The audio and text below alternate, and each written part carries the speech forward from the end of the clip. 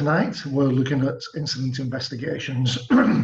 This is going to be the first in probably about 6 series, which will drill right down into the different levels of what we participate in and what we actually lead into investigations. It'll also help as part of your Cert 4 and your diploma courses, because there are some very detailed questions within those 2 subjects, which talk about the incident part of it. So whilst we're going to give an overview tonight, we're going to, over the next few weeks and months, we're going to drill down a lot more into it. Tonight's just going to give you that flavour of some of the subjects that are just going to be coming up at the same time. So there's a fair bit of personal information which I'm going to share with you tonight in this, because unfortunately I had to investigate a fatality, which was on one of my projects. So there's no names, no dates, no drills. But I will let you in, and hopefully the emotion doesn't come out too much, because I still live with this every day, which happened quite a number of years ago now. So Karat's just joined us as well now. So just from the photograph, which is on the screen at present, I always like to start off with something. Do any of you guys recognise what the photograph actually is? So when I first started in safety, and all my safety training was actually built around this, this is actually called Piper Alpha. You'll see links in the workbook. We're running a little bit late with issuing the workbook at present, but there's links within this which will take you through to the report. It was actually conducted by a gentleman called the Honourable Lord Cullen. So this occurred on the 6th of July 1988. So it's going back some time when I first started in the construction and in the safety field. So it was an explosion on the primary drilling rig in the North Sea. There was 167 lives lost on this particular night that this occurred, and the subsequent fire. Unlike the Mondeo, there's not been a film made of this. There's been lots of documentaries, but no actual film regarding this. So when the report came through, there were so many different things that had actually gone wrong on this. It actually changed the way that the oil and gas exploration changed the face of it forever, basically, with the number of issues within this particular report by Lord Cullen. So it's quite a big one. But what I want to do is take you through a little bit of my story. Now, my story is going to be in 2 parts. Excuse me. So the first one is that I had to investigate a fatality, and it was on one of our particular projects in the UK, going back to 2001. So still fairly raw in my mind, in respect of the date and everything else what goes with it. We had 2 work trains which had come into our possession this particular weekend, and we had brought in a full set of contractors to actually manage the second train. So the first train, which we were dealing with, had completed its being unloaded and got moved off.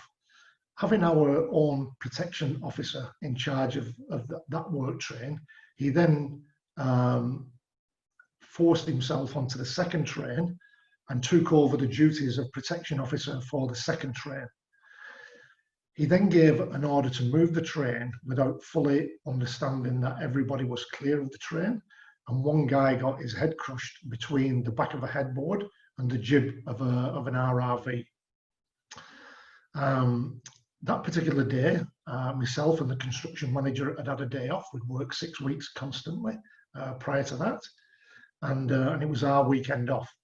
So my manager, who was called Frank Marshall at the time, was actually standing in for me, and I'd literally just taken the roast out of the oven. We were having a birthday party, and I'd literally just taken the roast out of the oven and put it down on the worktop, and I got a phone call, and he said, "I think we've killed somebody." I said, "Frank, we've either killed somebody or we've not killed somebody. Can you actually give me a little bit more detail, just check your facts and come back to me in a couple of seconds?" So I had to explain to everybody that I was going to have to leave on the information that I'd been provided, And I shot upstairs, put some work clothes on, packed myself a bag because I didn't actually know when I was going to go home again. And by the time I got down to the bottom of the stairs, my phone rang again. He said, yes, we have a fatality on site. And so I said, who we notified, who's actually involved, as to what we're actually doing. He gave me some details. He gave me the location of the address where we were on site. And I jumped in my car and I shut off driving. So on the way through, I'm now contacting all of my relative people who I should notify, and the construction managers, the discipline heads, and various things, and finding a little bit more about the incident as I'm actually driving to the site. So we get to the site and we're now entering the end of the shift. So we've got 500 people on the site who want to come off because they've had a guy killed on the job. We've got 500 people wanting to come into the site, and the police are in the middle, not knowing how to actually control this 1,000 people mob, basically what it was. There were death threats being made by phone calls to different people within the site because we publish communication numbers. We had 2 sets of twins within this information. There was new subcontractors on board who were working with us for the first time that particular weekend. There was a lot of information to digest. Anyway, we were able to find the lead police officer, who was a lady, and me and the construction manager was able to convince her that if we took all our incoming people and took them back to our offices, it halved the number of people because they didn't know who was on site and who wasn't. And then we'd be dealing with the people who we knew were involved, and we'd be able to segregate those people out. And if they wanted to interview them before we wanted to interview them, we've just got 1 or 2 chats coming in there. And we'd be able to identify them. So if the police wanted to interview them, we could actually set up interview rooms within our compounds and our cabins to be able to do this. So they give us 15 minutes to be able to sort all this out. We contacted the main 25 people who were involved in the incident, and were able to segregate those. And because we had 2 opposing teams, segregate and separate the contractors from the employees. Even though that wasn't a great thing at the time to do, we just needed this segregation because we were frightened to death of fights breaking out and other things taking off. So the police take over, the HMRI come onto the site. This is then 4 o'clock. It was 3 o'clock in the morning before I actually left.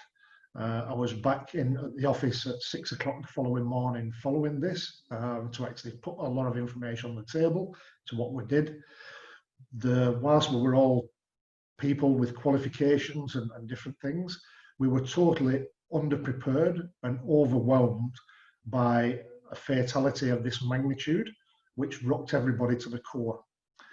So the second part of the story is that after the incident had all gone through and we'd produced the reports and everything which had gone through, we had a wrap-up meeting.